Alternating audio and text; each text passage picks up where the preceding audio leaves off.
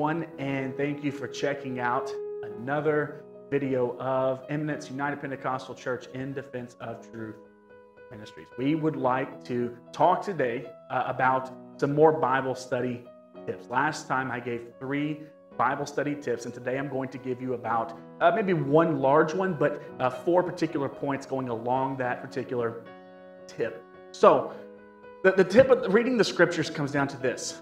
Think of 4 reels. 4 reels are like this. Every portion of scripture was written by a real person to a real audience about real events in a real time. Why do I say that? Because when it comes to proper biblical interpretation, it's all about context, context, context, and more context. Now remember, real author, real audience, real events, real time. So when you go to look at the scripture, you have to see what particular time period was this scripture written. Was it Old Testament, New Testament? Was it near the beginning of Paul's missionary journeys, or maybe near the end of his life? Was it under the Old Covenant? Was it in the New Covenant? In order to do proper biblical interpretation, it's important first to realize what time period it was written. Secondly, we need to think about the author of this particular portion of scripture. Again, this was a real individual who was in real life circumstances. And this is going to pair a lot back with time. Under certain circumstances, certain situations, the author wrote in a particular fashion to a particular audience. For example, going back to various books of the Bible, especially the epistles, we had the book of Jude, we had the book of Galatians, and various things like this. These are very polemical works because of the audience they were writing to.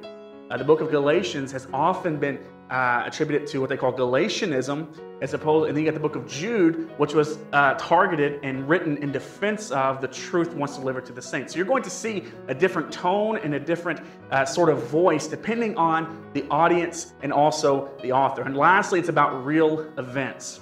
Again, this is tying all back around in the sense that real events motivated the writing of almost every portion of Scripture. Especially when we get into the New Testament, whether it's the Gospels, whether it's the book of Acts, whether it's epistles, everyone except for maybe Revelation, except portions of that, most likely are inspired by real events. Every portion of Scripture was inspired by real events for a real purpose, by a real person to a real audience in a real time. So remember, when you go to interpret the Bible, it's context, context, context. In fact, it has been said, I believe it was by D.A. Carson, who said, a text without a context is a pretext for a proof text. That is all for today for some Bible study tips. Be on the lookout. We will come back with more in the near future. Thank you for listening to our videos. Like, share, and do everything else that's in between.